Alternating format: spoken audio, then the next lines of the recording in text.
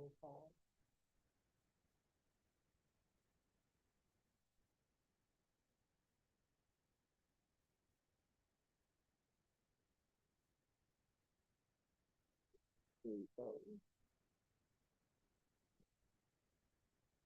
Call to order. The Shelton Metropolitan Parks District meeting is now called to order.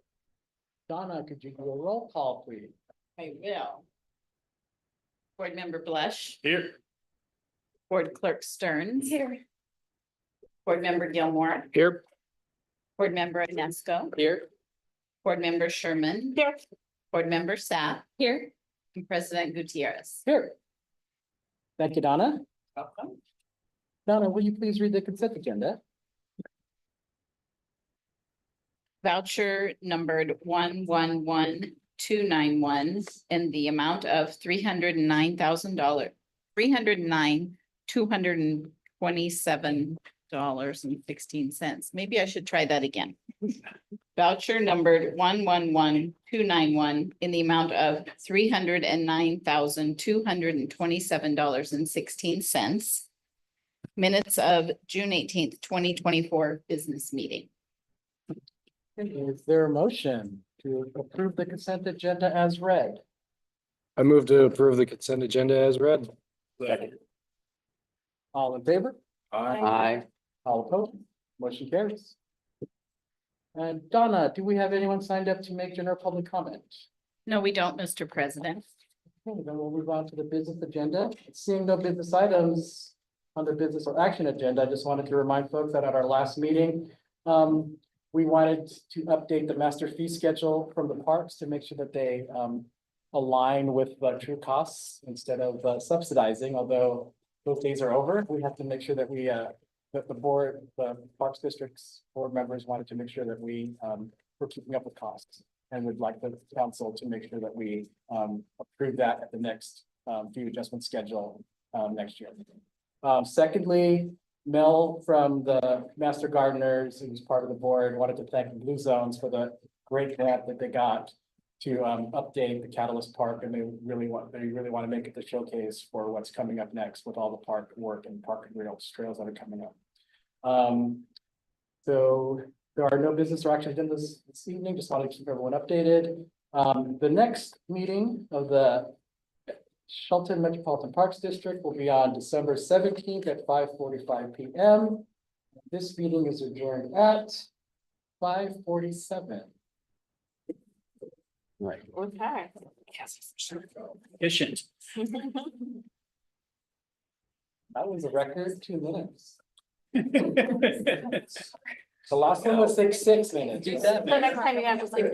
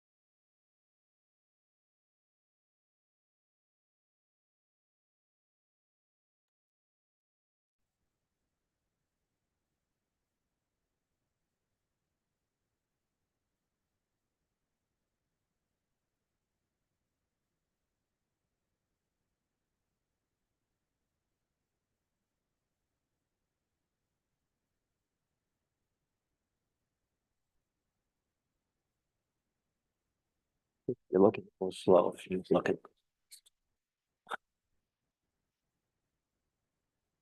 Well, move those clocks back a couple of minutes here. Eventually. I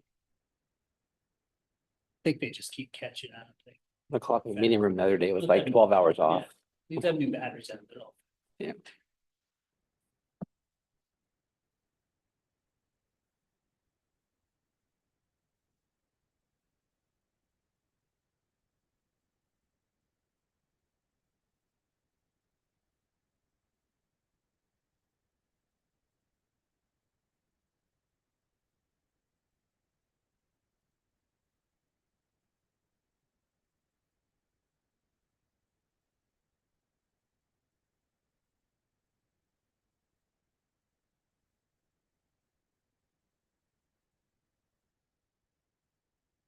Good evening. Welcome to the council meeting, September 17th. Anyone in the audience needs amplifying headphones, please raise your hand and we'll get those to you. Not seeing any. Let's rise for the pledge.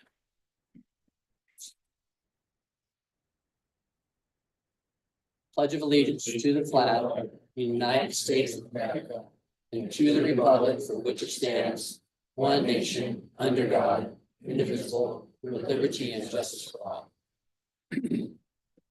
Donna, can you do a roll call, please? Councilmember Blush. Here. Councilmember Stearns. Here. Councilmember Gilmore, Here. Mayor Nesco. Here. Deputy Mayor Sherman. Here. Councilmember Sapp. Here. And Councilmember Gutierrez. Here. Thank you, Donna. Does the council have any late changes to the agenda? I just have one. Happy birthday, Councilmember Sapp. Thank you. Sorry about that. It's okay. All right. Does the council have any board reports to share? All right. Are we ready for reading the consent agenda? Donna, will you please read the consent agenda? Yes, I will. Vouchers numbered 111,474 through 111,506. And EFT payment numbers 624 through 640 in the total amount of $221,485.63. And bank drafts DFT 0001710, DFT 0001724, DFT 0001726 through DFT 0001736 in the total amount of $147,559.20. Vouchers numbered 111,526 through 111,560 and EFT payment numbers 641 through 661 in the total amount of $321,723.17. Payroll warrants numbered 3995 through 3998 and 13243 through 13347. Warrants 111,507 through 111,525 in the amount of $521,245.33. Resolution number 1336-0624. A resolution of the Council of the City of Shelton, Washington, authorizing the city manager to accept $199,820 from the Washington State Department of Commerce for rail trail design. Resolution number 1338-0624. A resolution of the Council of the City of Shelton, Washington, authorizing the city manager to accept $275,000 from the Washington State Department of Transportation for rail trail design. Minutes from the business meeting of August 20th, 2024. Study session of August 27th, 2024. And the last consent item is the July financial status report. Thank you, Donna. We have a motion. Mr. Mayor, I move to approve the consent agenda as read. Second. All right, we have a motion and a second to approve the consent agenda as read. All in favor, say aye. Aye. Opposed? Motion carries. The council invites public to make comments on matters of city business. Comments shall be made to the entire council, not an individual council member. Please refrain from any personal or disrespectful remarks that create disruption of the meeting. It is unreasonably disruptive conduct continues. You'll be asked to leave the meeting. Donna, anyone sign up for general public comment? Yes, we do, Mr. Mayor. Our first speaker is Dean Jewett. Good evening, always a pleasure to be here. Just want to chat about quite a few different things. I wanted to make Mark aware, we have a big pile of dirt down by the creek on Front Street. There's been some cleanup that's been going on. Just have some concern, that's a salmon creek. We don't have any filtration set up there, but if you have a contractor that's working on a project, you set up, filtration for sediment. There's a big old pile of dirt there getting to work, and I don't understand why it's sitting there within 6 inches of the creek. So I'm just a little bit concerned and confused about that. I wanted to bring it to your attention. Online data, when you go look at Shelton, Shelton's as safe as 13% of the rest of the cities in the nation. So obviously we have a concern here. We had a report from Chief Costad that went over the calls that we have, how many we have year after year. There was some incorrect data given last time about some 30 or 40% reduction in calls and crime. Well, obviously you can pull data and you can manipulate it however you want, but look it up. Friend of mine was downtown doing Pokemon. He was chased down by 2 individuals. They swung on him, never called in or anything. But I mean, is that what we want safe for downtown? We have our people doing Pokemon Go or whatever it is, and they get swung on by individuals. Seems like it's not as safe as what we might think it is. Blocking sidewalks. We all know that there's a sidewalk ordinance impeding the flow of pedestrian traffic. There's a sidewalk across from the sheriff's department down by our lovely community lifeline that's been blocked day in and day out. The police have been there, the chief's been there, and still, they move for a second and then it's blocked again. So what are we gonna do with that? How many violations is community lifeline gonna be allowed before something is done? I mean, I don't know what that number is. We have preparing for winter. A lot of people, they get their wood in, squirrels get their nuts in, bears eat their berries. So what are we doing with our street population? Is there any plan for that? Or are they just gonna start going into all the alcoves and stuff like the movie theater? Movie theater people that run that, great people. There's a whole cardboard bed and aluminum blankets and stuff like that there for the heat stuff, all set up, all nestled up nice and tight. RVs with expired tabs, all over town. We've got an influx of those. They go on Front Street, they move around from here and there. I don't understand why we don't do something about that. The city of Olympia, about as liberal council as you can get, they are passing an ordinance that states just everything that ours does. Obviously, we have to worry about what's going to happen with the enforcement side of it. Is it going to be enforced or not? Anyway, there you go. Thanks, guys. Thank you, Dean.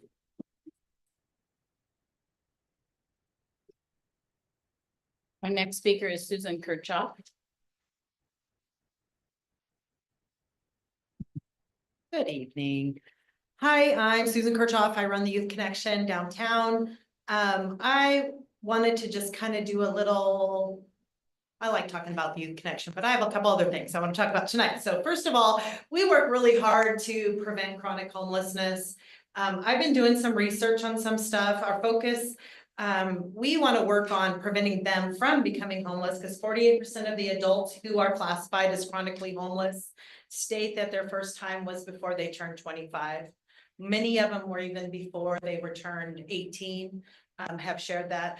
I've been doing research on why are we in the United States having so much issues when countries like Japan, Finland, Ireland, Denmark, even Israel and Costa Rica are so much closer to solving this problem. On March 22nd, Reuters reported that more than 653 people in America are homeless in 2023. Those are humans, whether they have mental illness, whether they're suffering from drugs, whatever, they're humans. And we need to think about that. That's a 12% increase since 2022. Diverse strategies are being proposed to combat this homelessness. While legislation and cities are passing ordinance banning camping on city sidewalks and parks and public places, which I'm not saying isn't right. Don't hear me say that I don't think that we should do something, because it is kind of, you don't want it there. It doesn't look great. But on the same token, what are we doing to these humans? How are we helping them become better? There's problems everywhere. It's not just an ordinance. There's problems with mental health. There's problems. I can't tell you how often we put people in detox and get them in mental health help, and they show up on our door with a bag of drugs that we're supposed to help mitigate and help them figure out. I'm not professional to give them drugs, and they've not been taught how to take those drugs on a regular basis. So there's a failing system. So how did Japan do it? So I'll just tell you, first of all, I honestly believe one of our biggest problems we have is we don't have a place to put them. Where do we want to put them? They have to have some place to go poop and pee. That's a fact of life. We don't have that. They don't have a home. So where do we put them? Japan, what they did is how they got, and I'll just tell you, you should look it up. They've done some really serious stuff because housing stock is more accessible in other countries than ours. Unlike most Western countries, where building houses is very difficult because of many government rules, Japan decided to be more prudent and they removed some of those darn rules. And you guys all know those.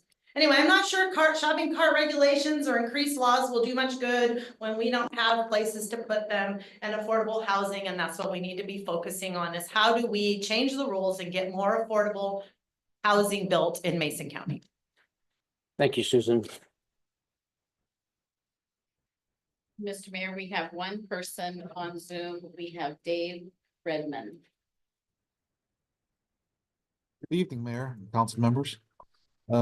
My name is Dave Redmond. I'm a retired Army officer, and I'm the program supervisor for the Shelton Veterans Village. According to the Department of Social and Health Services in their homes database, they have nearly 250,000 veterans registered for services. One report from that database went on to show that 1 in 25 veterans were homeless or unstably housed. The proportion of veterans experiencing homelessness or housing instability begins to increase with veterans ages 25 to 34. It kind of peaks when veterans get to be ages 55 to 64, and then it drops again for veterans age 65 and older. And as an interesting point in this report, roughly 1,700 veterans were in permanent supportive housing. That's less than 1% of the veteran population that's in crisis. And in an article in the Seattle Times, King County is reporting a 37% drop in homelessness through housing, with less than 6% of those housed going back to the streets after receiving wraparound services and support in the housing program. King County officials say the model, which builds on long-standing relationships with the federal VA, local housing authorities, and nonprofits, shows that with the right resources and coordination, consistently shrinking the number of homeless population is possible. And if you remember last time I presented in this forum, each person with stable housing cycles in and out of emergency departments less often, has fewer inpatient hospital stays, and requires less use of psychiatric centers, detoxification programs, and jails, which results in lower public costs and better health outcomes for individuals. At the Shelton Veterans Village, we follow a housing first model, which is a proven model for addressing homelessness that prioritizes access to permanent, stable housing linked with services as needed. Housing First recognizes that stable housing is a prerequisite for effectively improving the quality of life. Once stably housed, our residents are better able to take advantage of those wraparound services to help support housing stability, employment, and recovery. And because federal resources to address homelessness are scarce, it is critical that communities use these resources effectively to serve as many people as possible. This housing program, it works. Every day I come to work and I see firsthand the benefits of supported living for our homeless veterans. Providing residents a hand up instead of a handout has enabled them to accomplish things that many of them thought were not possible for them to accomplish as individuals. The support of this city and this county have directly contributed to the success of this and so many other programs. Thank you. Thank you, Dave. We have Mr. Mayor. All right. We have 2 presentations this evening. One is a proclamation for honoring our first responders, and I'll read that. Whereas Shelton is committed to ensuring the safety and security of everyone residing in residing in and visiting our city. And whereas Shelton Public Safety personnel working in partnership with Mason County, Washington State, federal and military agencies are critical to keeping our community safe. And whereas the Shelton Public Safety personnel are the first to respond in an emergency situation, frequently going beyond their regular duties in their mission to serve and protect. And whereas the public safety community is always readily available for answering the call for help to offering services that bring relief and comfort during the worst circumstances, as well as ensuring that people in Shelton are safe and secure. And whereas our public safety personnel are dedicated to reducing the occurrence of crime, fire, injuries through prevention, protection, education. And whereas Shelton public safety agencies work collaboratively to safeguard life and property and protect their residents and visitors and stand up for the most vulnerable, even in the face of personal harm. And whereas the public safety community daily duties, responsibilities, hazards, and sacrifices earn them the respect, admiration, and gratitude of those who serve and protect. Therefore, I, Mayor Eric Winisco, do hereby proclaim September 11th, we're backdating, as First Responder Appreciation Day. In Shelton, I urge all people in our city to join in a special observation that'll be signed today. And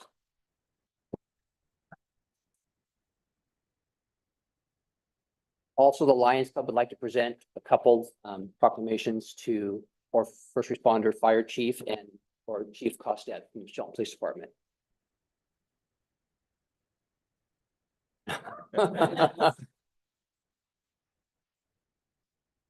We have a couple of framed proclamations for you to hang on your wall in your office, and it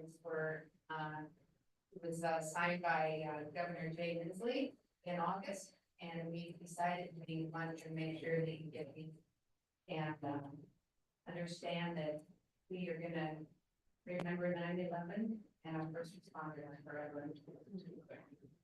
Kathy, do we have more Lions Club members for a Yes, we photo do. op in the Yes. audience? That'd be great. Yes. Don't walk away. We need a photo. Perfect. There you go. Who is this guy? There you go. There. We try. It was, Thank you.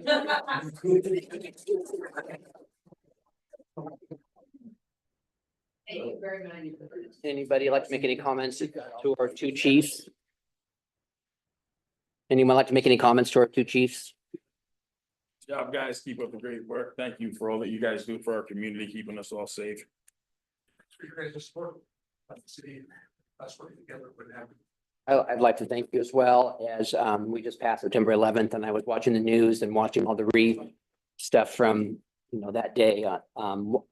And not watching people run away from the falling towers. I was watching firemen and police running towards the problem. And that just, to this day, gives me chills. And we appreciate everything you guys do.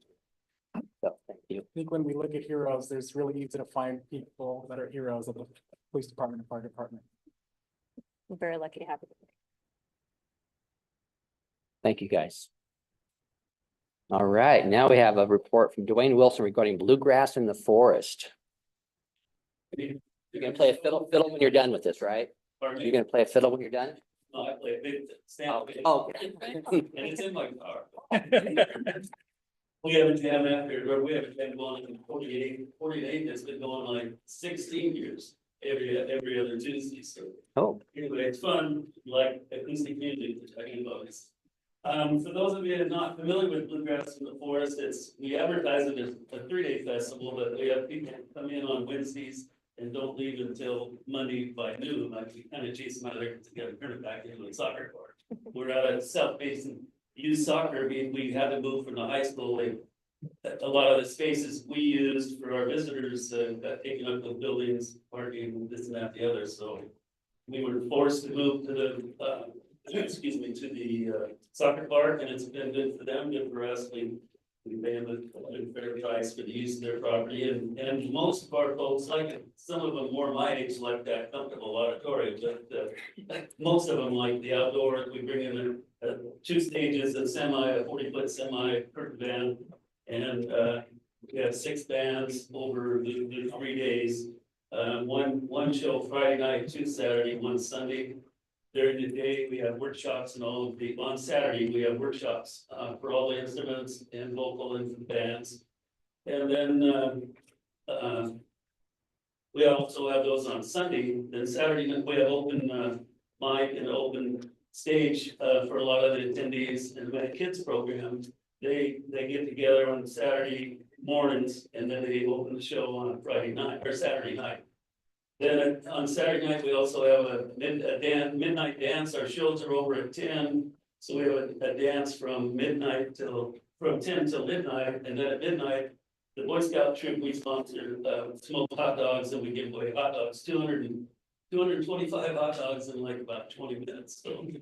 And so it's a fun thing, and then, we bring a lot of people to town, I think there's 2,100 here, we have 1,431 that, came from 45 miles or more.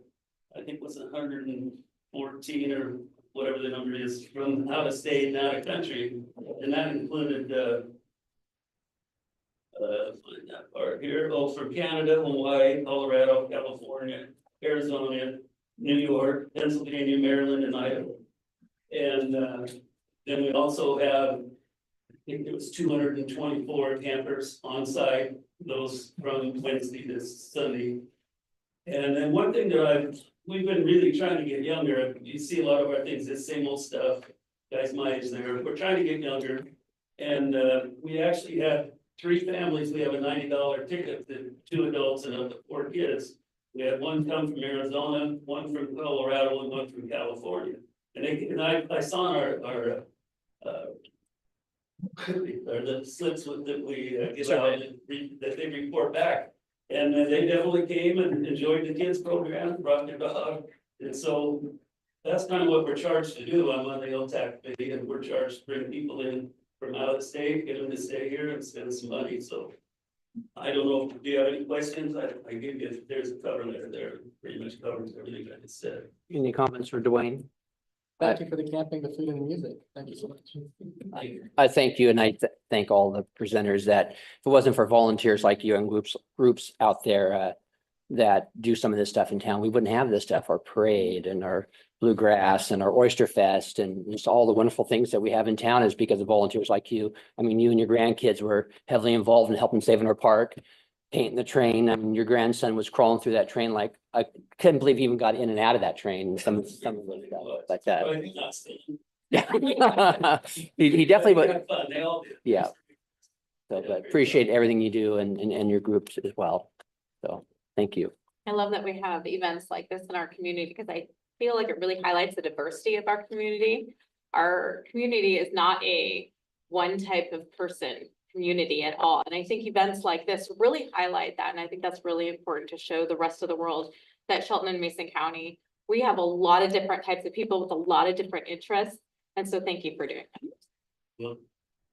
Well, and thank you for the council for your support over the years. You've supported us all 19 years that we've been doing the festival. So we really appreciate it. Did I mention I was with Business Town Bonus? Yeah, I'm There's sorry. A lot of people there that put on this work. It's not just me and Mark. It's Mark and I would say. But anyway, there's a lot of hardworking people there too that do a lot of volunteering. So I forgot to mention that. So, Yeah.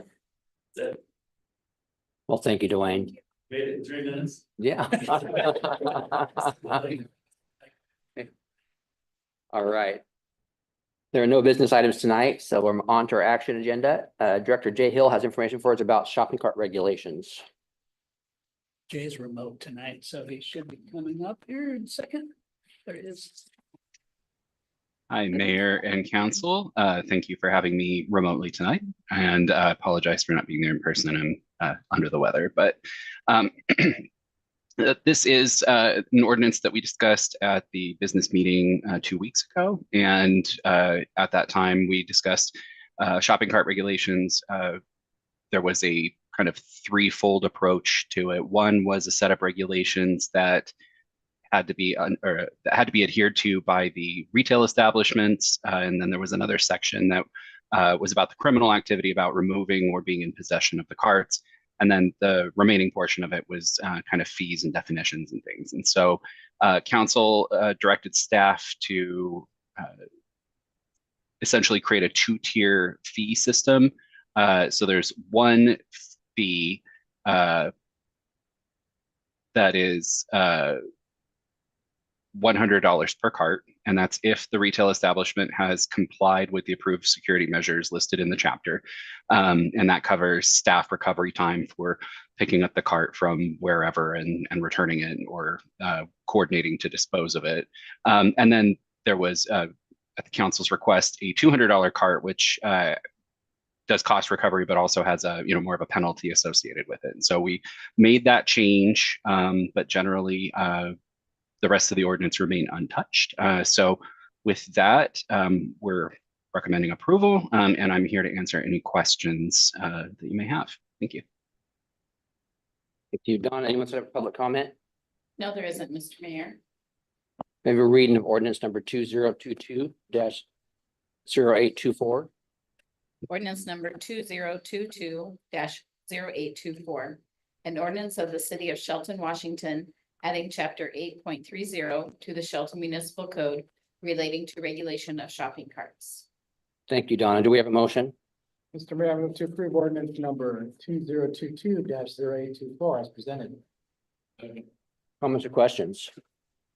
I just wanted to make sure that we know that this is a measure to keep shopping carts in place and not a measure to take away shopping carts from people who already have them. And if that becomes an issue, that this becomes something where there's a bounty system, I for sure will come back to the council and make sure that this resolution gets, we consider them. That's all. Okay, anyone else? Well, it's absolutely no secret that I've had heartburn over a lot of this ordinance since we've been talking about it for the last couple months. This really only affects 3 of our top sales tax collectors in the city. And we're going to punish them for somebody else's bad behavior. I don't think that's quite right. I had the same issue with the graffiti ordinance. We're going to find somebody if they don't clean graffiti that somebody else did to their property. So it gives me heartburn. Also, they're probably in our top 5 B&O tax payers that we just asked to double their B&O tax. I talked to a Walmart manager yesterday, and they're paying $51,000 a month in B&O taxes, he indicated. I'm not sure if that's B&O straight or B&O and sales, but he had said $51,000 a month on his P&Ls. I was willing to go along with the locking wheels of polls, even though I believe it is government overreach for us to tell people how to run their business. And, are we going to fine a restaurant for a dine and dash because they were allowed to eat without paying first? Are we going to fine a store for shoplifters because they don't lock the doors to prevent it? I mean, where does this stop? I think it's wrong. There's an ordinance that deals with shopping carts, and it's 9A-56-270 that deals with shopping carts. I don't think it does any good to fine somebody who can't pay it either. So, I mean, can we look into maybe instead of a fine for somebody who takes a shopping cart, maybe a community service, and they're out cleaning our parks and in our areas and our railroad tracks and wherever else we need them on our trails, instead of a fine, because obviously people who take these carts aren't gonna be able to pay them. But there is an ordinance out there. It is a misdemeanor already with the state. So us duplicating that doesn't make any sense to me. I think that we should probably go back to the drawing board and look at this again. I don't think it's right. I'm going to stand up for our businesses. I don't care if they're small or big. I think that we should probably look at this a little bit further. Would ask you all to know on it. So, any other comments or questions? We have a motion and a second to approve the shopping cart ordinance. All in favor, say aye.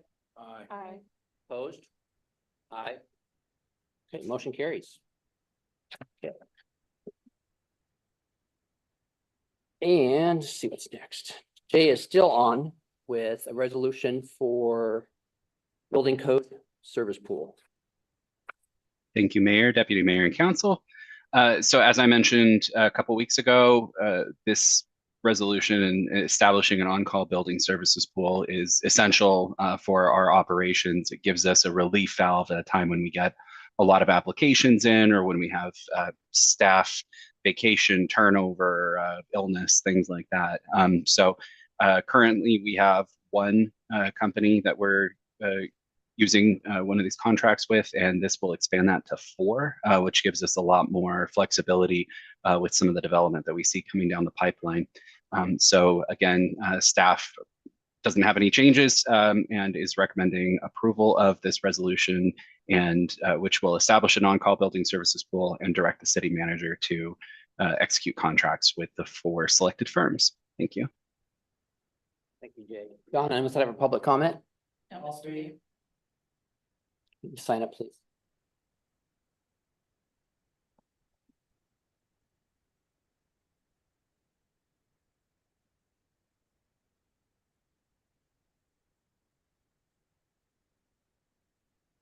So my only concern about that would be, so, and it basically goes right into us with our building, what we're doing.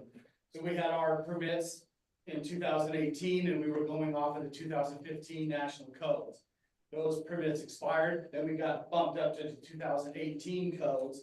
And so then we dealt with code pros, we dealt with Sean, we dealt with code pros, now we're dealing with the new individual. So every time you do that, somebody has a different interpretation of a reading or a portion of that. One thing that I do not like as a contractor is when you end up having a correspondence with an inspector or a company, and then they make statements that I would like to see, or it would be nice to see. No, what has to happen is that it's either in your prescription and on your plans, or it's not. It's not an interpretation by the different individuals. So when I've seen it happen, numerous times. So if we go down that road, I understand it, because sometimes it can take a while to get an inspection. So I don't want that. So going to 3 or 4, I'm all for it. Just make sure that when we sit down and we have that conversation with them, that everybody is on the same page when it comes to the terminology and or interpretation of what those are. Hopefully that makes sense. Thank you. Thank you, Dean. Anyone else?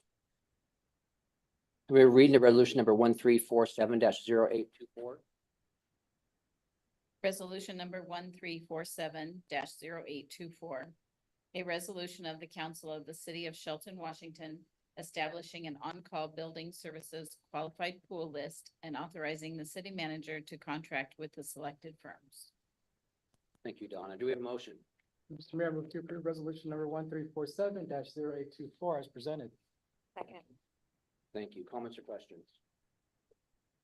Mark, when we have in that comment, when we have somebody on a building project, do we have the same, will we have the same person that will follow through with that project? Because that does make a little sense to me that one person should follow through. Well, But yeah, impossible. some of the contracts don't offer inspections necessarily. It might just Okay. be plan review. It depends on the firm and it depends on the project itself.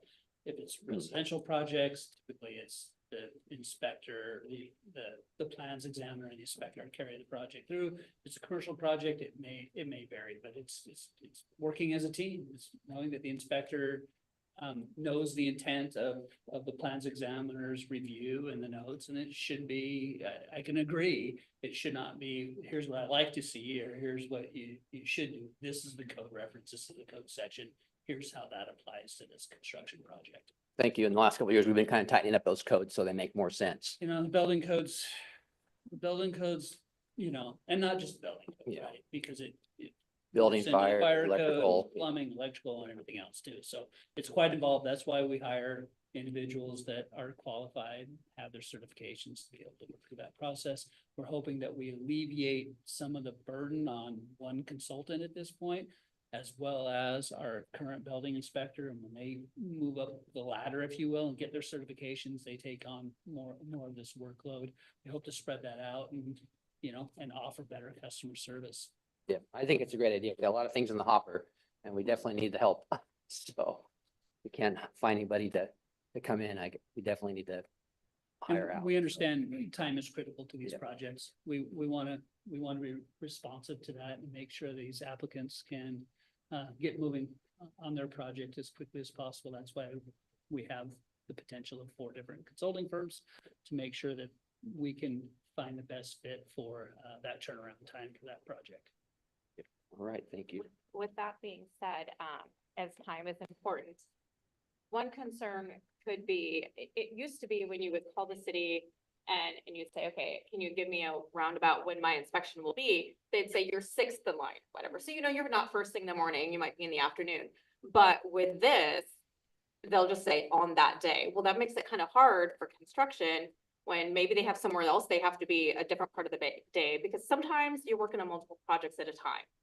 So is there any way we could say, could you give them a 4-hour window versus an 8-hour window? I don't know if we can put parameters, but I just know it's really hard for builders. I'll let Director Hill respond. I know we've tried that in the past, but also, we try to accommodate the projects too, and the inspection could take a half hour longer, an hour longer too. We don't want to cut those short. So we have to have that leeway, like you said, the 4-hour windows or something to that effect. Right. But we certainly try to the best of our ability to give a notice Right. or contact the applicant or the property or the contractor if we're running late. Right, because it used to be like if you were number 1 on the list, you knew you should be there first thing in the morning. Yeah. And you could schedule something else for the afternoon. And you knew if you were number 8 on the list, you'd probably be last in the day and you could schedule something else in the morning. So Exactly. some sort of would be nice for that, just a little bit of timeline. And I'm just afraid when we're contracting out, which I think we should do this. I'm just afraid that we're gonna lose that. If I can add to that, and I do want to respond to that because it's very important, and that's part of why we're trying to spread it out with more firms. We've been on our back heel since February, essentially, when everybody submitted applications trying to vest under the previous code, and it gummed up the works with us at a time when we were trying to hire. It gummed up the works with our consultant that we brought on, who had worked in the city for a very long time, had a lot of experience. And so, the customer service hasn't been at the level that I would like to provide, but we've been doing the best we can under an extraordinary volume of permits with a shortage of staff. And I would like to get back to, the 4-hour window or better. Our building inspector is on the path right now to receive his residential plans examiner certification and will be a lot more hands-on. We've been doing on-the-job training, trying to build up his skills since we hired him last month. And so we're building that back, and we're trying to achieve the level of customer service that you're describing. Any other comments or questions?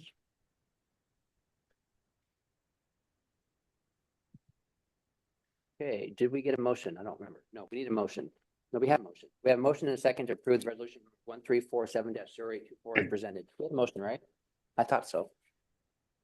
All in favor, say aye. Aye, opposed, motion carries. All right. Thank you.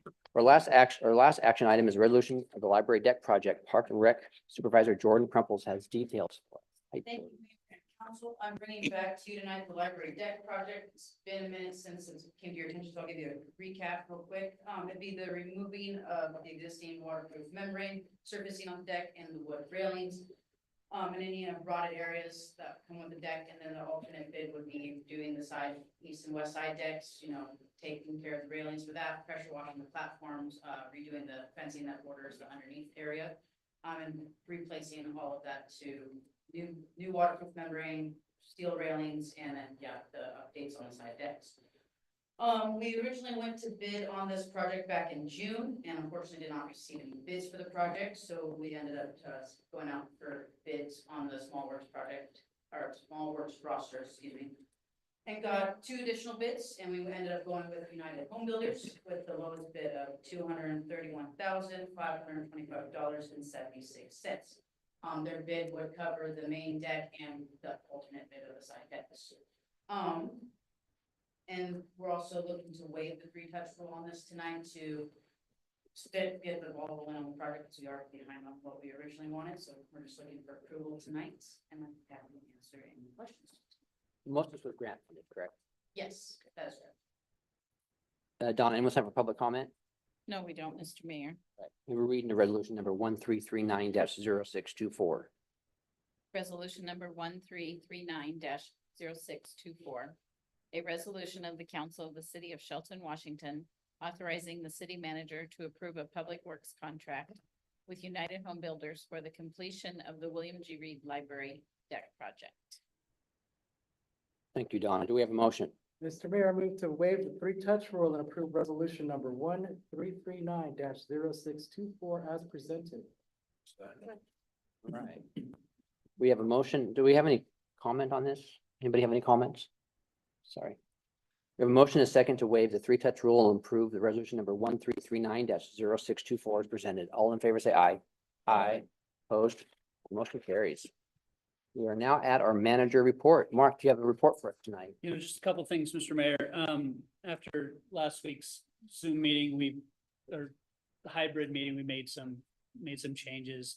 We now have some more specific controls available to us. So we're taking measures to make sure that that doesn't happen again.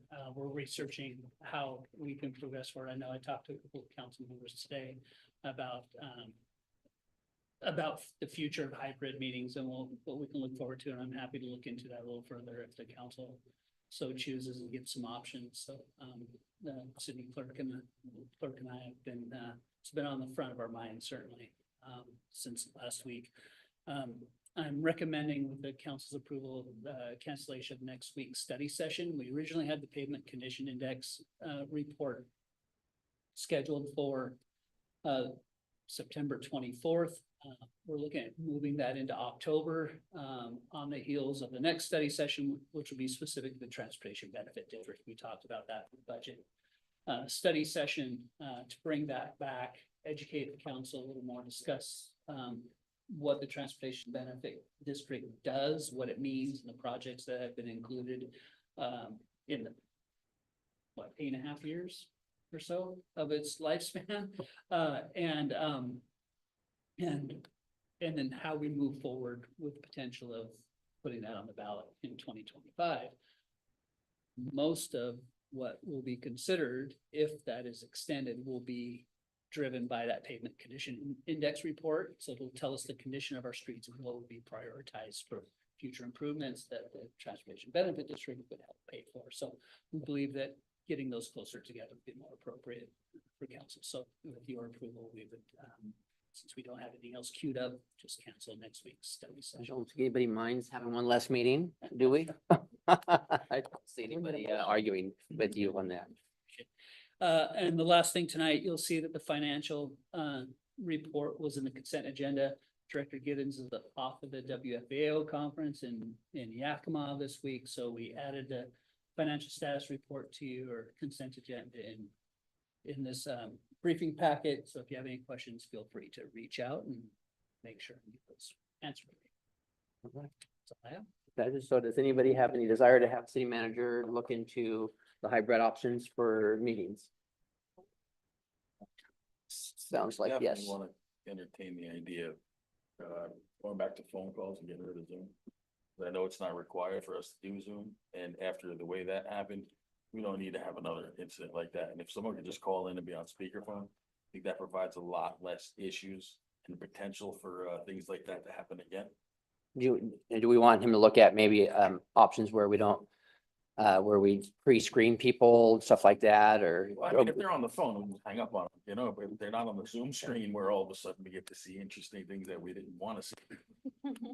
There's some great information through Municipal Research Services. We've looked at that a little bit, and they have examples of policies that other cities instituted. So I think we can bring back a couple of options that can be considered for council to best meet our needs with our staffing levels and our technology that we have available to us as well. That certainly is something to consider without investing into specific technology and utilizing the technology we have, how we can best not only serve the council and the community, but be transparent at the same time and inclusive to anybody that wants to participate in our meetings. We need to provide accommodations for those that could not participate here in person. That can be met several different ways, whether that's comments in writing, phone calls, emails, getting through Zoom or like platform as well. So we'll develop a couple ideas and options for the council to consider and bring that back to you. Sounds great. All right. Okay, does council have anything else from city manager first? And do we have any new items of discussion? Right, then our next meeting is scheduled for Tuesday, October 1st at 6 p.m. We've canceled our study session for the 24th at 6 p.m. This meeting is adjourned at 6:44 p.m.